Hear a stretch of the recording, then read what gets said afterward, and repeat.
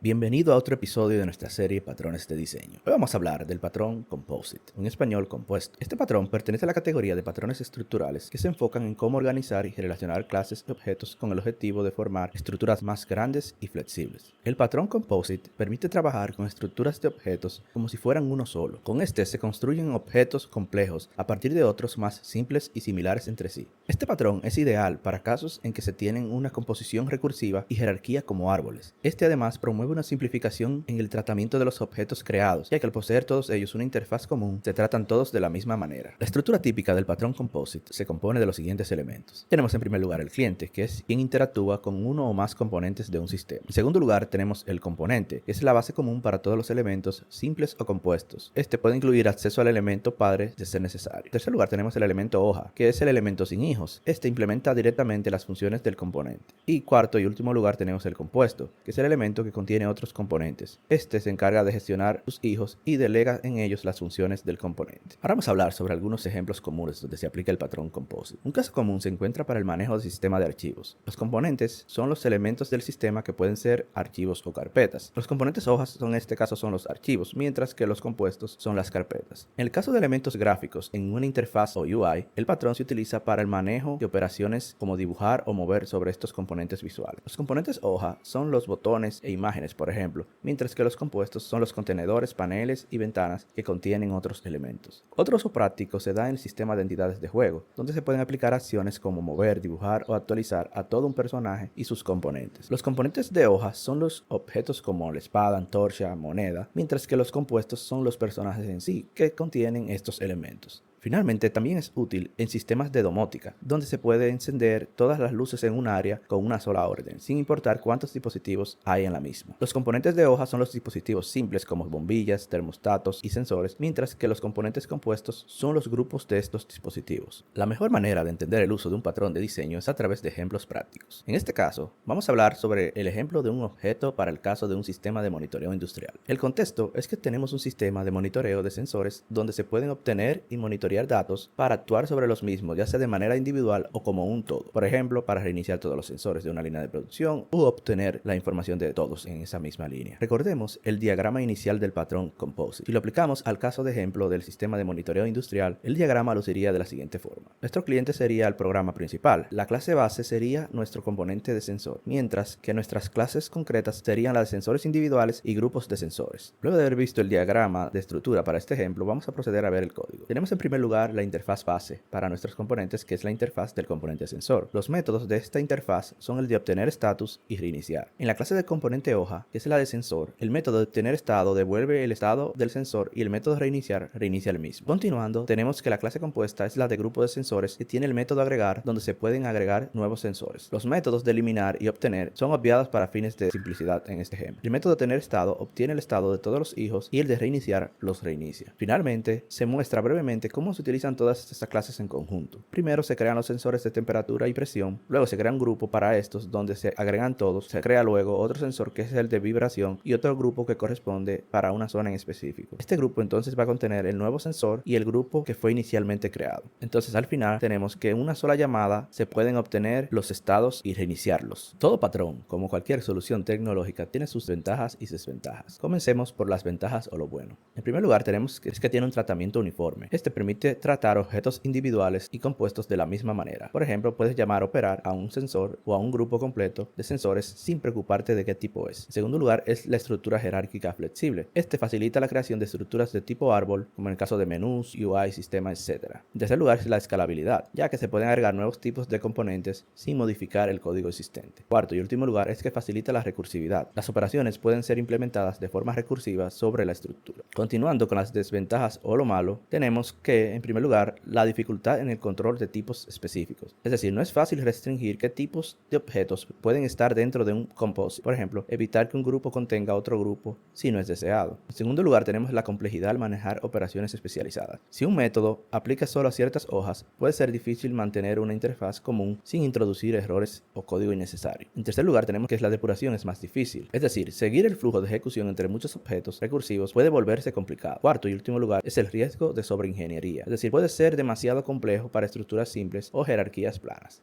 En conclusión, el patrón Composite es ideal para representar estructuras jerárquicas donde los objetos individuales y los grupos deben ser tratados de forma uniforme. Este facilita el trabajo con árboles de objetos complejos, promoviendo la reutilización y la simplicidad en el código del cliente. Sin embargo, este debe usarse con cuidado, ya que puede introducir complejidad innecesaria si la estructura del problema no lo requiere.